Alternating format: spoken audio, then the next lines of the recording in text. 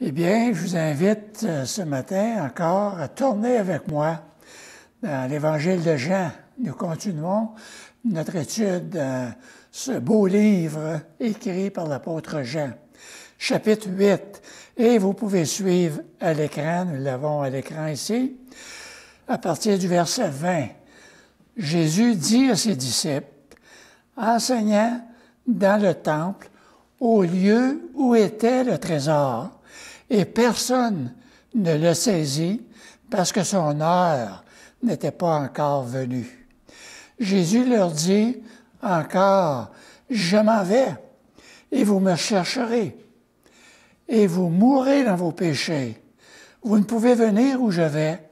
Sur quoi les Juifs dirent, se tuera-t-il lui-même? Puisqu'il dit, vous ne pouvez venir où je vais. Et il leur dit, vous êtes d'en bas, moi je suis d'en haut. Vous êtes de ce monde, moi je ne suis pas de ce monde. C'est pourquoi je vous dis que vous mourrez dans vos péchés. Car si vous ne croyez pas ce que je suis, vous mourrez dans vos péchés. Qui es-tu? Lui dirent-ils. Et Jésus leur répondit, ce que je vous dis dès le commencement. J'ai beaucoup de choses à dire de vous et à juger en vous, mais celui qui m'a envoyé est vrai, et ce que j'ai entendu de lui, je le dis au monde. Ils ne comprirent point qu'il leur parlait du Père. Jésus leur dit donc, quand vous aurez élevé le Fils de l'homme, alors vous connaîtrez ce que je suis, et que je ne fais rien de moi-même, mais que je parle selon ce que le Père m'a enseigné. Celui qui m'a envoyé est avec moi. Il ne m'a pas laissé seul parce que je fais toujours ce qui lui est agréable. Beau verset, des versets merveilleux. Je donne à mon message ce matin comme titre, connais-tu vraiment Jésus?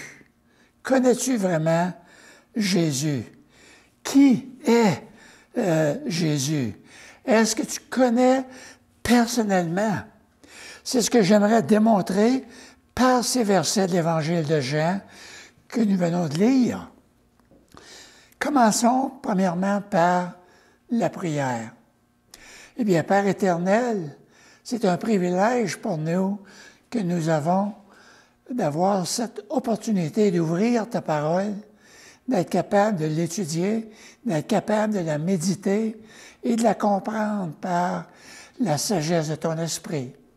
Permets pas, Père éternel, que ce soit simplement des belles paroles qui sont annoncées d'en avant, mais que ce soit ton esprit qui parle à chacun de nous. Merci pour ce passage et guide-nous tout au long. Et c'est au nom précieux de Jésus-Christ que je te prie, pour son honneur et sa gloire. Amen. Amen. Jésus a prononcé ce discours en enseignant dans le temple, et pas n'importe où dans le temple, mais où dans le lieu qu'on appelle le lieu du trésor. Jean nous rappelle que Jésus a eu un débat avec ses adversaires dans l'endroit le plus public de Jérusalem. C'est en ce lieu où Jésus se tenait littéralement, la salle du trésor public.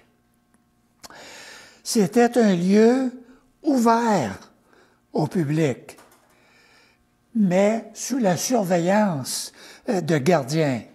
Et pourtant, personne n'a mis la main sur Jésus.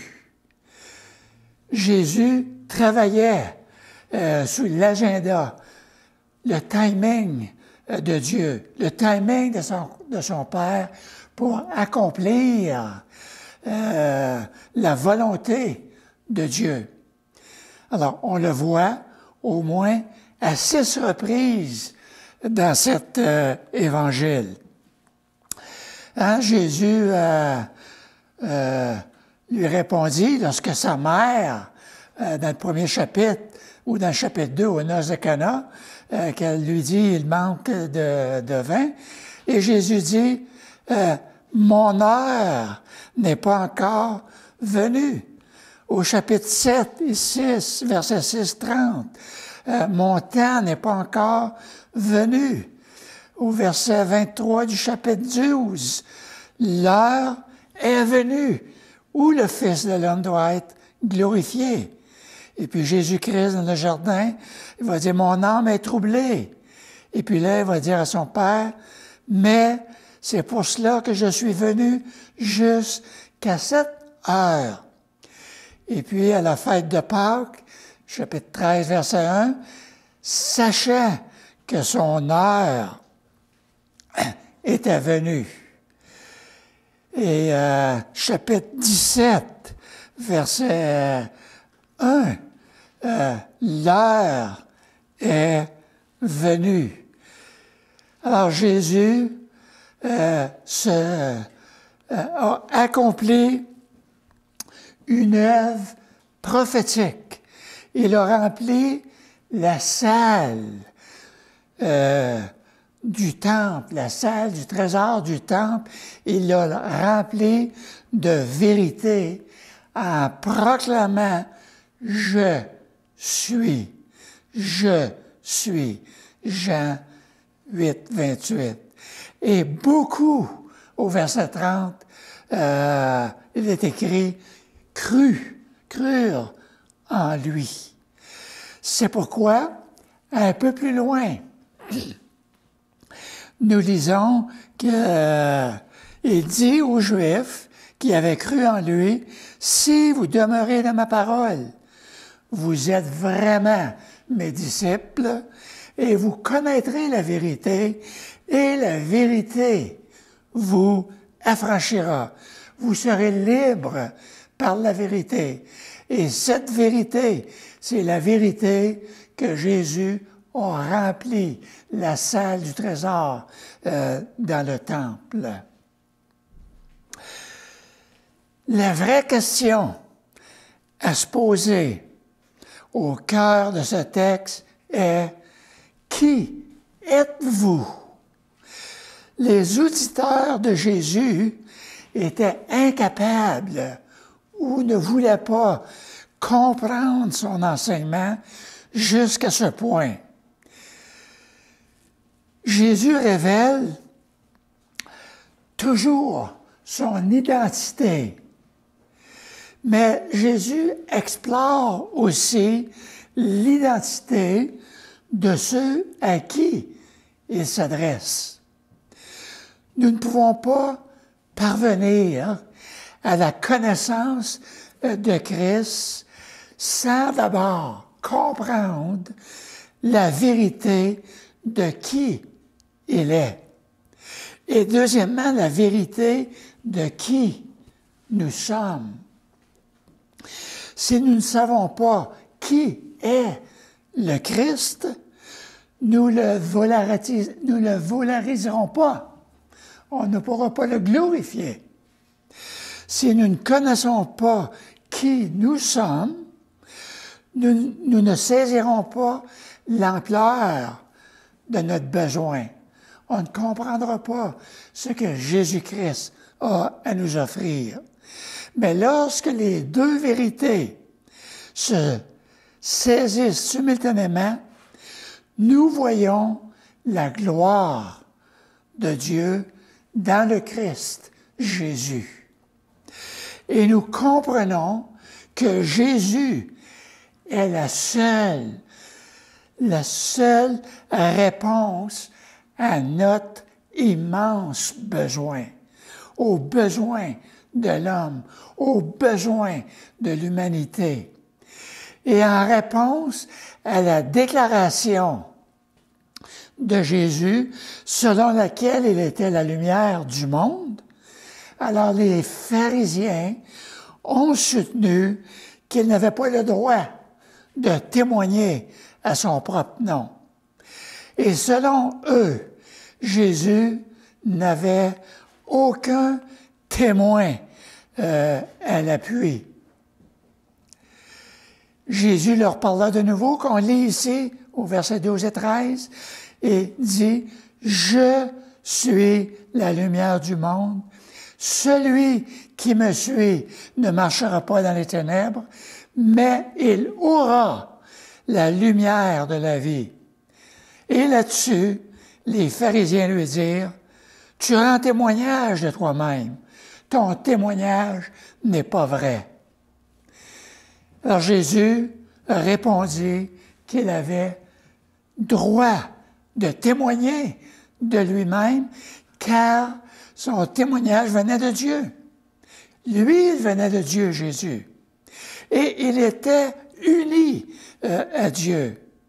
Verset 14, c'est ce qu'il nous dit aussi. « Quoique je rends témoignage de moi-même, mon témoignage est vrai, car je sais d'où je suis venu et où je vais. Mais vous ne savez d'où je viens ni où je vais. » Alors les Juifs se sont trompés dans leur jugement contre Jésus. Parce que eux, les chefs religieux, ont jugé selon leur propre opinion, selon leur propre connaissance humaine. Le temps pour Jésus d'agir en tant que juge du monde n'était pas encore venu. Mais même s'il accomplissait un tel travail immédiatement, son jugement serait vrai. Et encore une fois, à cause de l'unité entre le Père et le Fils, il est écrit au verset 16, « Et si je juge, mon jugement est vrai, car je ne suis pas seul, mais le Père qui m'a envoyé est avec moi. » Si les Juifs ont insisté pour avoir 2 témoins comme la loi l'exigeait, ils les avaient dans le Père et le Fils. Les 2 étaient d'accord au verset 17 et 18. Et donc les Juifs devaient accepter leur témoignage de Jésus. Il est écrit dans votre loi que le témoignage de 2 hommes est vrai. Je rends témoignage de moi-même et le Père qui m'a envoyé rend témoignage de moi. La raison pour laquelle les opposants à Jésus n'ont pas compris ce qu'il disait était qu'ils ne connaissaient pas Jésus, ne connaissaient pas Dieu, point. La preuve ici est au verset 19 et 20. Ils lui dirent donc, « Où est ton Père? » Et Jésus répondit, « Vous ne connaissez ni moi, ni mon Père. Si vous me connaissiez, vous connaîtriez aussi mon Père. » Jésus dit ces paroles, enseignant dans le temple au lieu où était le trésor. Et personne ne le saisit parce que son heure n'était pas encore venue. Verset 19 et 20. Regardez bien l'avertissement que Jésus leur donne au verset 21. Et 2 fois au verset 24, il leur dit qu'ils mourront dans leurs péchés. Mais ils mourront dans leurs péchés. Alors cela signifie qu'ils feront face au jugement de Dieu pour leurs péchés, et ce sera pour l'éternité. Il sera trop tard. Mais le dernier avertissement du Christ contient une parole d'invitation et d'espoir en réalité dans ce verset 24. Car si vous ne croyez pas qui je suis, vous mourrez dans vos péchés. Alors le contraire de ne pas croire résonne comme une promesse de l'autre côté. C'est comme si Jésus-Christ ajouterait, si vous croyez, vous vivrez. Si vous croyez dans mes paroles, vous vivrez. Mais les chefs religieux refusèrent de croire.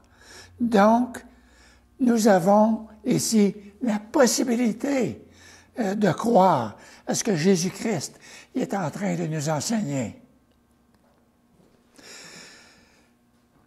Une fois de plus, Jésus professe être la seule et unique option pour le salut.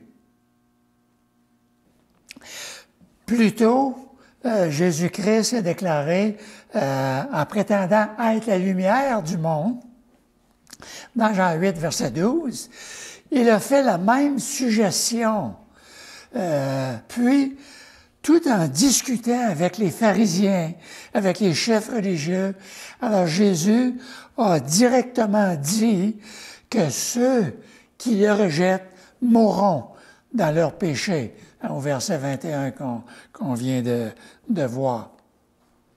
Alors, puisque Jésus est envoyé par Dieu, le Père, au verset 16, alors il vient du ciel. Il a fait la volonté, puis il fait la volonté de son Père. Et ceux qui le rejettent,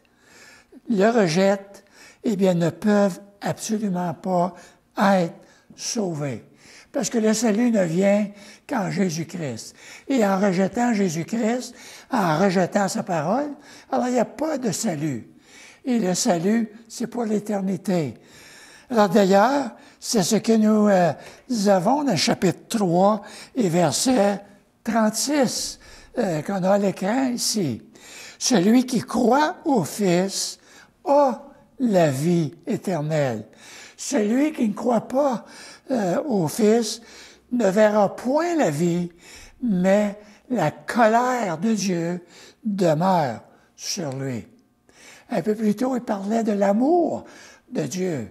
Car Dieu a tant aimé le monde qu'il a donné son Fils unique, afin que quiconque croit en lui ne périsse pas, mais qu'il ait la vie éternelle.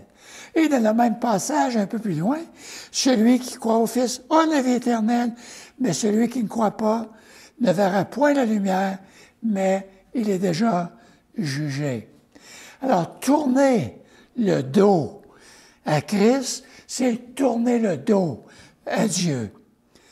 Lui-même, comme il le mentionne dans Jean 6 et verset 29, Jésus leur dit, l'œuvre de Dieu.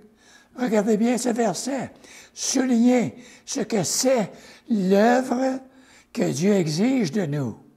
Alors, l'œuvre de Dieu, c'est que vous croyez en celui qui l'a envoyé. Alors, l'œuvre de Dieu, c'est de croire en Jésus-Christ.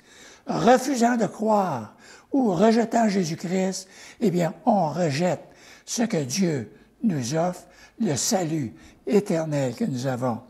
Alors, c'est le contexte des récents commentaires de Jésus sur le fait d'aller là où il ne peut pas être suivi, que les Juifs ne pouvaient pas aller où il allait.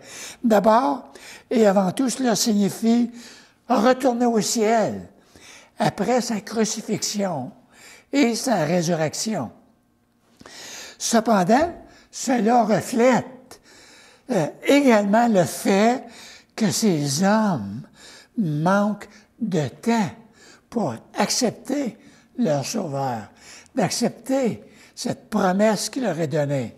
À un moment donné, ils se rendront compte qu'ils doivent chercher le Christ. Parce que le Christ, c'est le Messie qui était promis pour de tous les temps.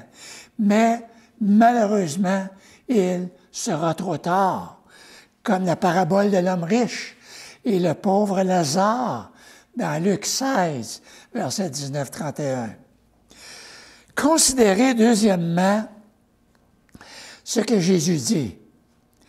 Quand vous aurez élevé le Fils de l'homme, alors Jésus révèle son identité de manière intéressante dans ce passage.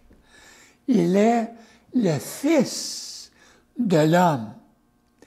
Mais il est plus clair au verset 28 lorsque Jésus ajoute « Quand vous aurez élevé le Fils de l'homme, alors vous connaîtrez ce que je suis, et que je ne fais rien de moi-même, mais que je parle selon ce que le Père m'a enseigné. » C'est ce que nous lisons dans Daniel, chapitre 7, verset 13, lorsqu'il dit 14, lorsqu'il dit « Je regardais pendant mes visions nocturnes, et voici, sur les nuées des cieux, arriva quelqu'un de semblable à un fils de l'homme. Il s'avança vers l'Ancien des jours, et on le fit approcher de lui. On lui donna la domination, la gloire et le règne. Et tous les peuples, les nations et les hommes de toute langue le servirent. Sa domination est une domination éternelle qui ne passera point.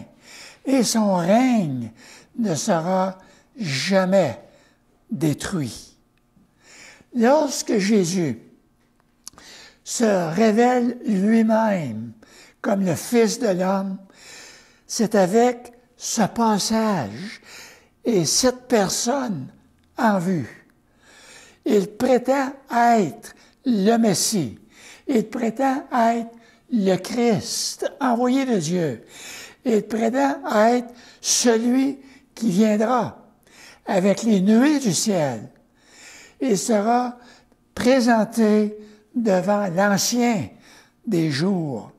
Et Jésus se verra attribuer un royaume que tous les peuples, les nations et langues le serviront. Alors Jésus dit aux Juifs, quand vous aurez élevé le Fils de l'homme, alors vous saurez qui je suis. Dans Jean 8, 28.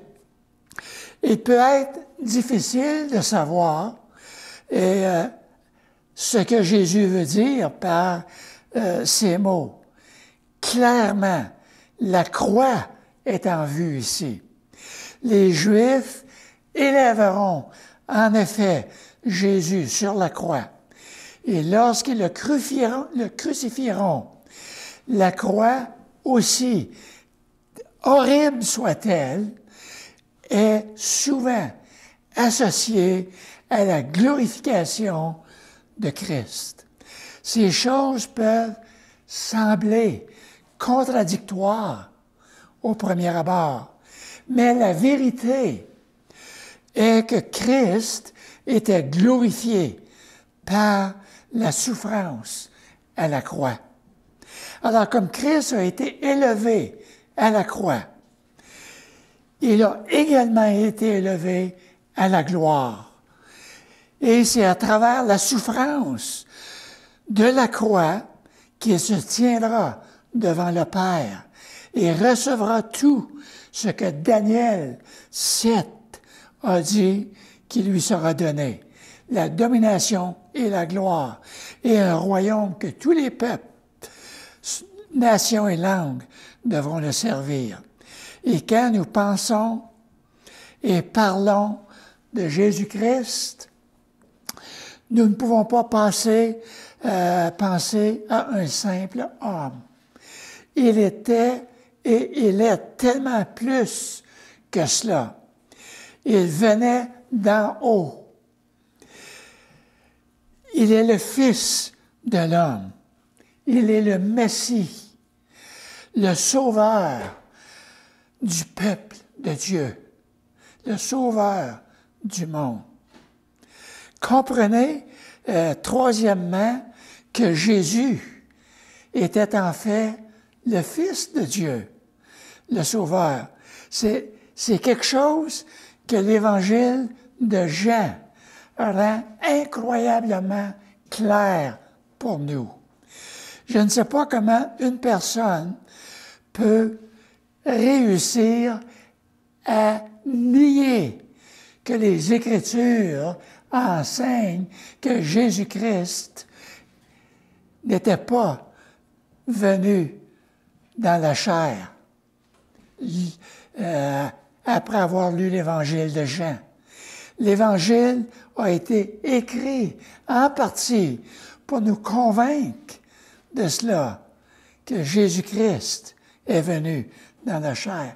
La divinité de Christ est clairement enseignée tout au long de l'Évangile de Jean, dans son ensemble.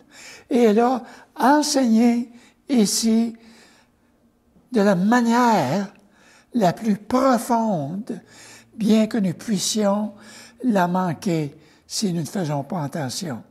Écoutez attentivement les paroles de Jésus qu'il nous donne. Au verset 24. « Quand vous aurez élevé le Fils de l'homme, excusez, alors vous connaîtrez ce que je suis. Car si vous ne croyez pas ce que je suis, vous mourrez dans vos péchés. » Et nous avons les « je suis » de Jésus ici à l'écran. Jésus-Christ, dans tout son évangile, il dit « Je suis le pain, je suis la lumière, je suis la porte, je suis le bon berger, je suis la résurrection, la vie, je suis le chemin, la vérité, la vie. Nul ne vient au Père que par moi. Je suis le vrai cep. » Alors, aujourd'hui, nous avons l'opportunité de venir à Jésus-Christ, d'accepter sa parole, de croire ce qu'il nous a enseigné, de croire qu'il est le pain de vie, qu'il est la lumière du monde, que c'est lui qui nous a appelés et que c'est lui qui est venu pour nous sauver.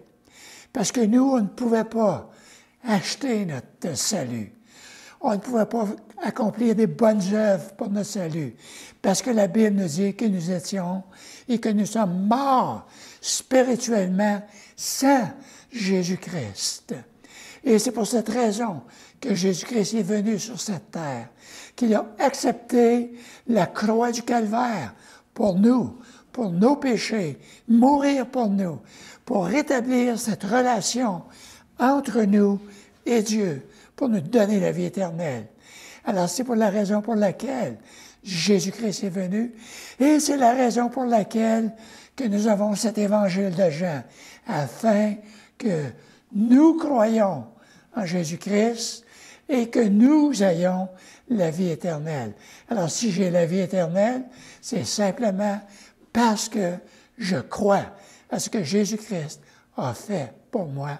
Et puis j'ai dit, Seigneur, viens, pardonne mes péchés, fais ta demeure en moi, accepte-moi comme ton enfant. Et c'est exactement ce qu'il nous dit. Alors que Dieu nous bénisse abondamment. Oui, Père éternel, nous te rendons grâce pour le salut en Jésus-Christ, sachant que ce salut ne vient pas de nous, mais qu'il vient de toi. Et merci, Père, que nous pouvons croire maintenant dans ta parole. Dans le nom de Jésus-Christ que je te prie. Amen. Amen.